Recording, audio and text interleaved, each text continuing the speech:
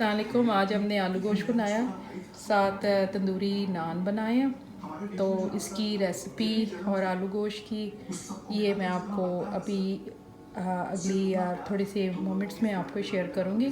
तो मेरे हस्बैंड खाना लेने लगे हैं, तो देखते हैं क्या कहते हैं। जी माशाल्लाह। आज खाने में क्या बनाया है? आलू गोश्त। वाह, वेरी नाइस, बहुत अच्छा लग रहा है, ज़बरदस्त। शक्ल तो बड़ी अच्छी है, जायका भी ये इंशाल्लाह अच्छा ही नान होगा। बनाए हैं मैंने। Very good, thank you very much. अच्छा खाना बना के हमें खिलाने के लिए आपका बहुत बहुत शुक्रिया, थैंक यू वेरी मच।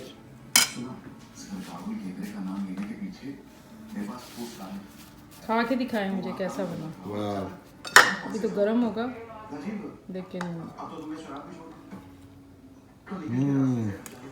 ज़बरदस्त ज़बरदस्त मज़े माशाल्लाह, का। चलें अब आप बहुत अच्छा बैठ के टेस्ट है, खाएं। Thank you very much. अस्सलाम वालेकुम। आज हम आलू गोश्त बनाएंगे। इसके लिए हमने बकरे का गोश्त के लिया है। ये प्याज और लहसुन इसी तरह ही मैंने काट के डाल दिया है।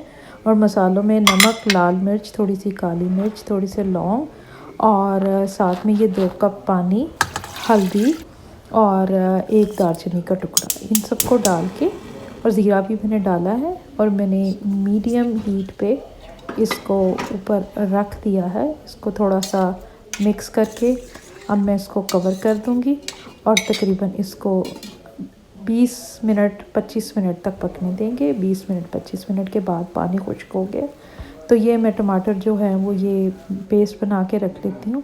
उसको डालने की बजाय साथ में ऑयल डाल रही हूँ। तकरीबन आधे कप से कम है, 1/4 कप कह लें। तो इसको डाल लें, टमाटरों के साथ इसको भून लें। भूनते हुए जब घी अलहदा हो जाए, अच्छी तरह आप देख लें कि मसाला अच्छी तरह भुन गया है, तो इसमें मैंने मोटे मोटे आलू कटे हुए, बहुत बड़े नहीं हैं, साथ हरी मिर्चें और अदरक, ये सब मैं इकट्ठा ले लूँगी और इनको मैं गोश्त के अंदर डाल दूँगी। और फिर इसको मैं 2-3 दफ़ा अच्छी तरह हिलाऊँगी। तकरीबन 3-4 मिनट आप इसको इस तरह मिक्स कर लें। और फिर इसके बाद मैं इसमें नीम गर्म पानी डालूँगी। मैंने पानी गर्म करके रखा हुआ है, तो मैं ये तकरीबन इसमें 2 से 3 कप अपने मुताबिक आप देख लें, उसके हिसाब से आप पानी डालें, आपने जितना शोरबा रखना है।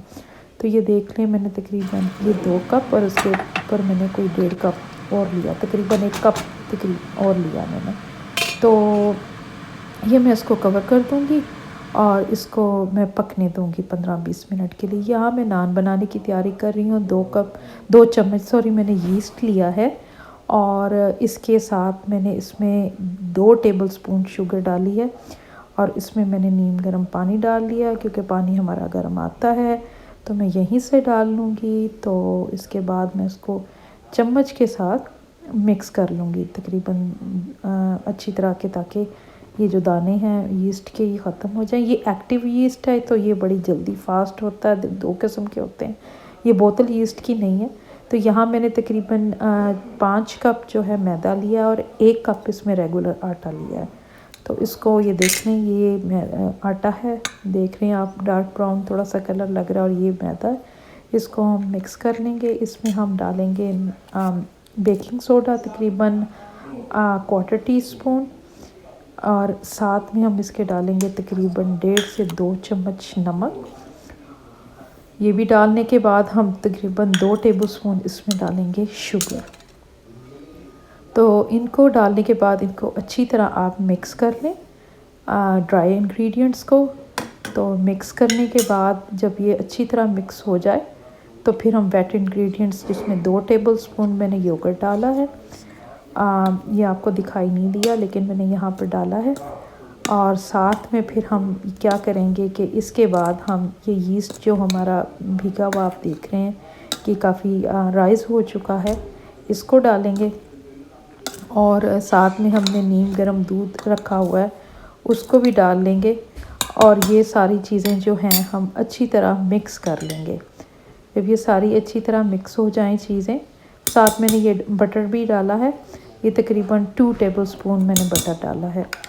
तो आप देख सकते हैं कि हर चीज़ जो है वो सामने डाली। और साथ मैंने ये तकरीबन 2 से 3 टेबलस्पून जो है ये मैंने ऑयल डाला है।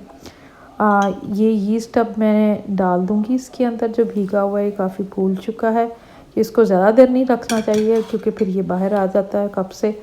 तो ये चीज़ें मैं ये सारी साइड पे कर रही हूँ और इसके अंदर अब मैं ये जो शिफ्ट कर दूँगी ये बॉल जो है ये सिंक के अंदर, ताकि आपके काउंटर के ऊपर गंद ना पड़े। इसको मैं लाइटली सा मिक्स करते हुए इसके बाद मैं इसको सिंक में शिफ्ट कर दूँगी दूध डालने के बाद। ये देखिए तकरीबन मैंने 1 कप जो है नीम गर्म दूध डाला है इसमें, और इसको अब मैं यहाँ पर शिफ्ट करते हुए तो इसको गूंद लूँगी। तो इससे ये क्या होता है कि आपका काउंटर गंदा नहीं होता, आप आराम से इसी के अंदर मिक्स करते हुए आप सिंक भी साफ़ कर सकते हैं। ये मेरे पास तकरीबन ये भी नीम गर्म पानी है, ये आप देखते हुए कितना डालना है। सो आपका आटा इतना हो कि ना ज़्यादा सख्त हो और ना ज़्यादा नरम हो, और आप ये साथ साथ डालते जाएं और इसको गूंथते जाएं। ये जब तकरीबन अच्छी तरह आप इस सारी चीज़ों को मिक्स कर लें तो फिर आप इसको तकरीबन 5 मिनट छोड़ दें। 5 मिनट छोड़ने के बाद जब आप इसको दोबारा गूंदेंगे तो इसका गूंदना जो होगा वो आपके लिए आसान होगा और आपके हाथों को ये नहीं लगेगा। और उसके बाद आप इसको गूंद के अच्छी तरह, साथ साथ मैंने ये पानी खोला हुआ है, आप देख सकते हैं इसके साथ ही अंदर ही है, तो ताकि मैंने थोड़ा सा अगर यूज़ करना हो पानी को तो उसको मैं कर लूँ और साथ में इसको गूंद दूँ। ये जब अच्छी तरह गूंदा जाए तो फिर क्या करूँगी कि मैं एक प्लेट लूँगी, और प्लेट के, क्योंकि मैं इसको प्लेट के साथ कवर कर रही हूँ, किसी रुमाल के साथ कवर नहीं कर रही, तो प्लेट के अंदर मैं ऑयल लगाऊँगी और साथ में मैं उसको उसके टॉप पे भी यही ऑयल अपने हाथों से आटे के ऊपर भी लगा लूँगी। तो इसको अब मैं छोड़ दूँगी, क्योंकि ये एक्टिव यीस्ट है तो ये तकरीबन आधे घंटे में ये राइस हो जाएगा। जब आधे घंटे में ये राइस हो जाए तो उसके बाद आप इसके पेड़े बनाने शुरू कर दें। उससे यह क्या होता है कि ज़्यादा जब फूल जाए आटा तो उसके पेड़े बनाने मुश्किल हो जाते हैं। तो आप इसके, मैं तकरीबन काफ़ी बड़ा पेड़ा ले रही हूँ क्योंकि इससे नान अच्छे बनते हैं। ये मैंने रोल आउट कर लिया है अपने पेड़े को हाथों से ही, इसमें कोई मैंने खुश्का यानी कि आटा यूज़ नहीं किया। ऑयल लगाया हाथों को, उसी से फैला लिया मैंने, और इसके अंदर मैं हाथों से ही वो बना लूँगी सुराख, क्योंकि ये बनाने ज़रूरी होते हैं नान के, नहीं तो नान जो है वो सही तरह पकता नहीं है। ये मैं दूध लगा रही हूँ ब्रश के साथ पूरे नान के ऊपर, और साथ में मैंने जो है तिल और कलौंजी के सीड्स वो मैंने ऊपर स्प्रिंकल कर दी हैं, और साथ में मैंने एक पहले नान डाला हुआ है अंदर ओवन में। ये मैं आपको दिखा रही हूँ। ये तकरीबन मैंने 400 पे मैंने पहले बेक पे रखा था ओवन चलाने से पहले, फिर मैंने इसको ब्रॉयल पे रखा था जिसको ग्रिल कहते हैं, ताकि जो ऊपर वाला है उसके बाद पूरा एक मेंटेन हो जाए टेम्परेचर, पहले एक बेक के साथ, फिर उसके बाद ऊपर वाली जो ग्रिल है उससे ये होता है कि ऊपर से नान पक जाता। क्योंकि मैं ये तवे पे पका रही हूँ तो नीचे से इसका जो है वो कुकिंग प्रोसेस नीचे से हो रहा है, और फिर ये इजी होता है हैंडल करना।